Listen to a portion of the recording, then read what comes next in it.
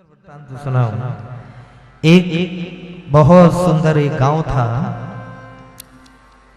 छोटा सा गांव था और उस गांव के बाहर जंगल में मंदिर था ठाकुर जी का। जंगल में होने की वजह से उस मंदिर को लोग विपिन बिहारी का मंदिर कहते थे।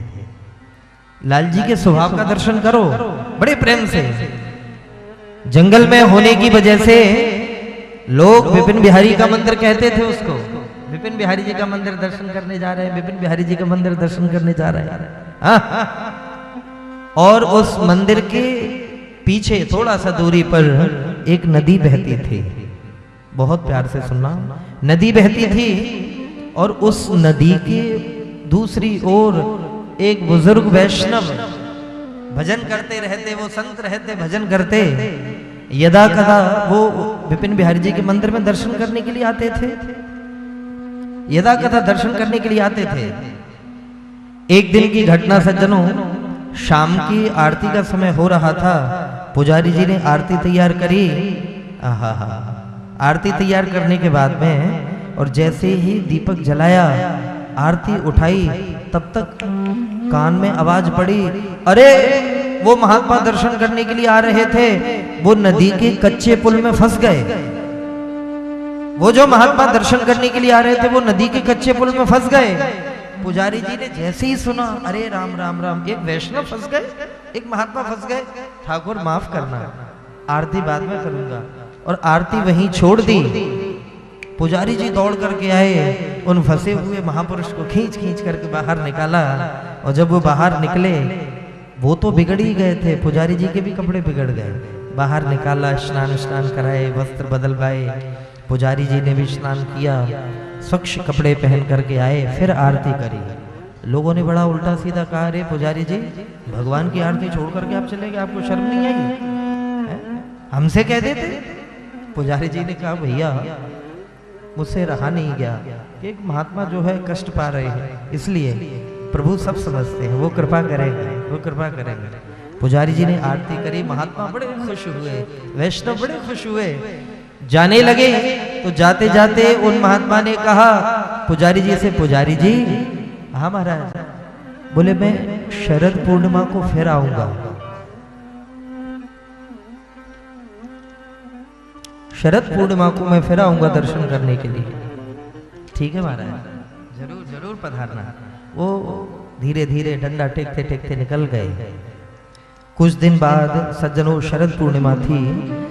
शरद पूर्णिमा से एक दिन पहले पुजारी जी ने अपनी पत्नी सुमति कुमारी को बुलाया और बुला करके कहा, सुमति कुमारी, हाँ पतिदेव। उन वैष्णव ने कहा था, संत ने कहा था कि मैं शरद पूर्णिमा के दिन फिर से दर्शन करने आऊंगा मंदिर में।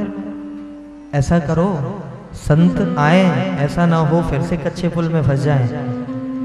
मैं मिट्टी खोदता जाता हूँ और तुम टोकनी से मिट्टी भर भर के डालती जाना, उस पुल को थोड़ा सा ठीक पक्का कर देते हैं। करोगी?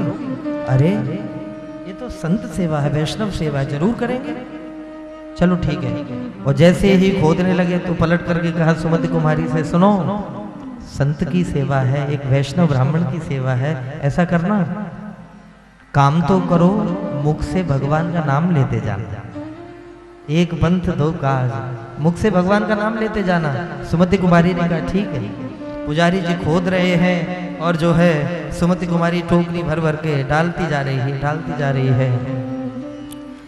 तन सो सहत दुख, मन सो करत काम, मुख सो जपत नाम श्याम यदुवीर को। शरीर से कर्म कर रही हैं और मन से भगवान का नाम जप रही है सुमति कुमारी। तन सो सहत दुख, मन सो करत काम, मुख सो जपत नाम श्याम यदुवीर को। इतने में क्या हुआ कि देखो शीघ्र सती को सहायक बन, बन से सिधायो एक बालक अहीर को। इतने में क्या हुआ सज्जनों, एक नन्हा सा सांवला सलोना बालक दौड़ा दौड़ा आया।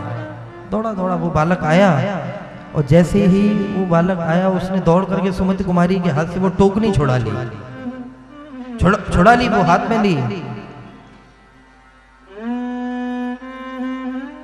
टोकनी लेते ही सुमति कुमारी ने देखा कि भाई ये कौन है, ये क्या कर रहे हो, ये क्या कर रहे हो। आहा हा, टोकनी उठाई ठानी काम की न डोल्यो कहूं। टोकनी उठाई ठानी काम की न डोल्यो कहूं, और वानी मधुर बोल्यो हरैया पर पीर को मैया घर जाओ। मैया घर जाओ पे समैया पे रखियो ध्यान, दिवैयो प्रसाद मोहे पूरी और खीर को। मैया आप घर जाओ, कल शरद पूर्णिमा है, मुझे खीर पूरी का प्रसाद दिलाना है, खीर पूरी का प्रसाद दिलाना। सुमति कुमारी सज्जनों वहां से चली गई। सुमति कुमारी को लगा कि ये हमारे पति देव का कोई शिष्य होगा, कोई सेवक होगा, आए होंगे, कोई बात नहीं। सुमति कुमारी तो चली गई, लेकिन वो पुजारी जी नाम जपते जपते खोद रहे हैं। काफी देर हुई तो इधर ये नन्हा सा बालक जो है टोकनी दौड़ दौड़ कर जाता है, डाल करके आता है, फिर भरी, फिर डाल करके आया, फिर भरी, फिर डाल करके आया। पुजारी जी ने सोचा कि देखूं तो सही पुल कितना बन गया, मिट्टी कितनी डल गई। और जैसे ही पलट करके देखा कि पत्नी तो है नहीं, पत्नी के काम को कोई बालक कर रहा है।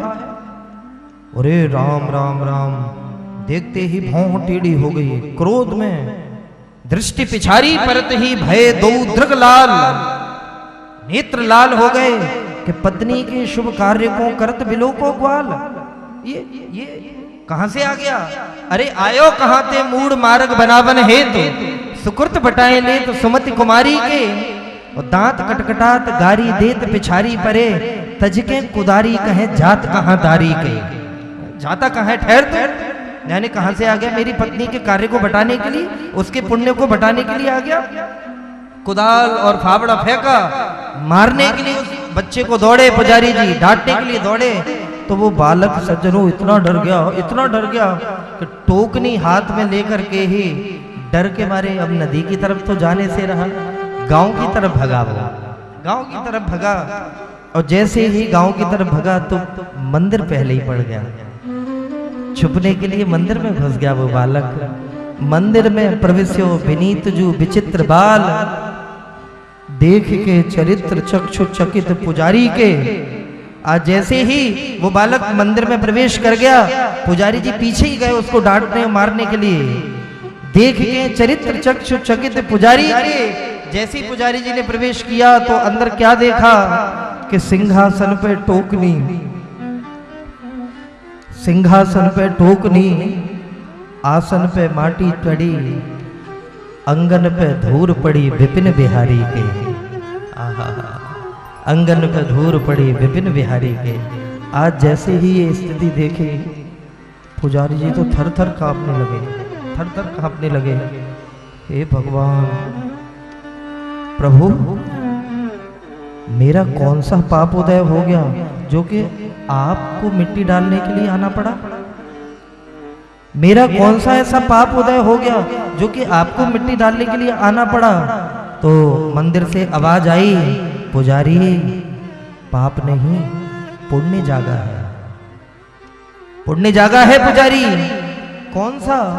बोले पूर्व पुण्य जागा तुम दो हिते, पूर्व पुण्य जागा तुम दो हिते, भक्ति सफल सातवी तो हिते, बन सेवा में विनीत मोहिते, अधिक संत कर लेखा। मुझे पता है कि तुमने उस दिन एक वैष्णव की सेवा करी, तो मैं आज तुम्हारी सेवा किए बिना रह नहीं पाया, इसलिए मैं मिट्टी डालने के लिए आ गया। तुम्हारी सेवा किए बिना रह नहीं पाया। कल्पना करो, ऐसा स्वभाव है हमारे ठाकुर का, ऐसा स्वभाव है। अस स्वभाव कहूँ सुनेहु न देखे, ऐसा स्वभाव न कहीं सुना न कहीं देखा। इसलिए श्रीमद् गोस्वामी बाद हमेशा कहते हैं, श्री रामचंद्र कृपाल भज मन, हरण भव भय दारुणम। अरे मन, तू उन परमात्मा का भजन कर। अरे ऐसा कृपालु कौन मिलेगा?